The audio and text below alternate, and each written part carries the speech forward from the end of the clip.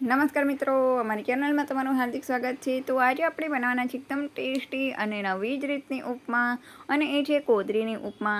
તો કોદરીનું નામ તો તમે સાંભળ્યું જ હશે, અને ના સાંભળ્યું હોય તો આજે તમે જોઈ પણ લો કે કોદરી આ રીતની આવે છે।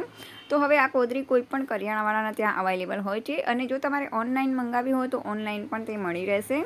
તો ચાલો હવે રેસીપી જોઈ લઈએ ફટાફટ।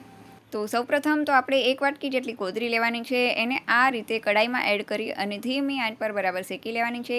કોદરી શેકાઈ જાય એટલે હવે આપણે એને ઠંડી કરવાની છે। નોર્મલ ટેમ્પરેચર પર આવે ત્યાં સુધી આપણે જે શાકભાજી આમાં એડ કરવાના છે એને સુધારીને તૈયાર કરવાના છે, જેમ કે આદુ મરચાંની પેસ્ટ, મીઠો લીમડો, અડદની દાળ અને ચણાની દાળ, ઝીણા સુધારેલા બટેટા, થોડુંક ગાજર અને ઝીણી સુધારેલી ડુંગળી આ રીતે તૈયાર રાખવાની છે।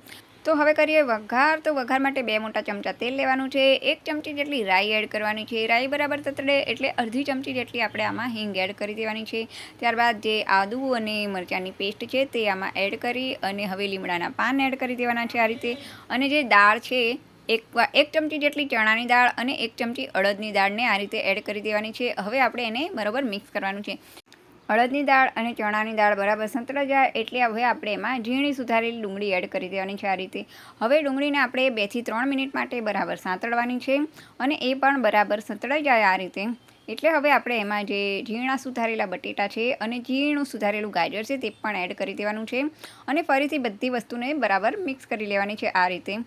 બધી વસ્તુ બરાબર મિક્સ થઈ જાય એટલે હવે આપણે કરવાનો છે મસાલો। તો મસાલા માટે આપણે સૌથી પહેલાં તો 1 ચમચી જેટલી હળદર, 1 ચમચી ધાણા જીરું, 1 ચમચી જેટલું લાલ મરચું પાવડર અને સ્વાદ અનુસાર મીઠું તો ખરું જ। તો હવે બધી વસ્તુને ફરીથી મિક્સ કરી અને 2 થી 3 મિનિટ માટે બરાબર બફાવા દેવાનું છે, જેથી બટેટા બરાબર ચડી જાય। તો હવે બટેટા બરાબર ચડી ગયા છે કે નહીં એ ચેક કરી લેવાનું છે, અને હવે આપણે એમાં જે કોદરી શેકીને તૈયાર રાખી છે તે આમાં આ રીતે એડ કરી દેવાની છે, તમે જોઈ શકો છો વિડીયોમાં।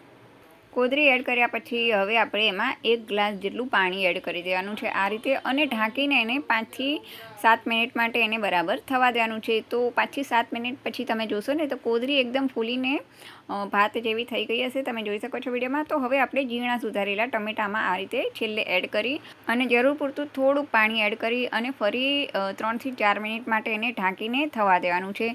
3 થી 4 મિનિટ થઈ જાય એટલે આપણે એને ચેક કરી લેવાનું છે કે કોદરી બરાબર ચડી ગઈ છે કે નહીં। તો 3 થી 4 મિનિટ પછી તમે જોશો ને તો આપણી એકદમ ટેસ્ટી કોદરીની ઉપમા બનીને તૈયાર થઈ ગઈ છે, તમે જોઈ શકો છો।